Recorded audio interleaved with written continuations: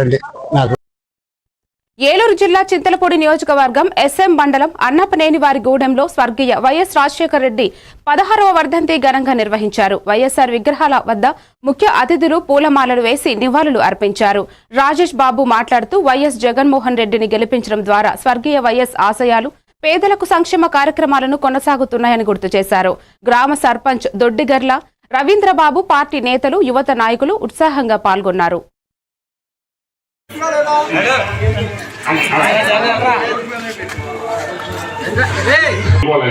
అక్కడ ఏదో జరిగింది, అతను దేవుడే చూస్తాడు. 29లో మళ్ళీ మనం నెగ్గించగలం. రాజశేఖర రెడ్డి గారి పాలన మళ్ళీ జగన్మోహన్ రెడ్డి గారి రూపంలో మళ్ళీ మనం చూడగలం. రాజశేఖర రెడ్డి గారు చేసిన మేలు 2004లో ఎక్కిన తర్వాత మన జీవితాలు ఎలా మారినాయో మీకే తెలుసు. మన భూమి ఏదైనా అత్యవసరం అయ్యి అమ్ముకుందామంటే ఆ రోజులు 30,000-40,000 ఉండేది.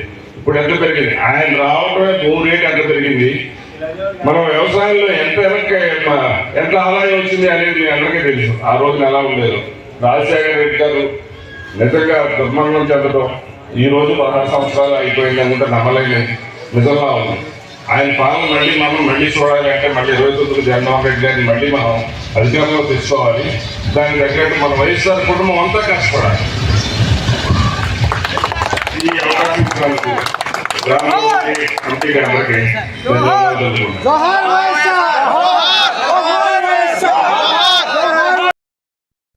ఏలూరు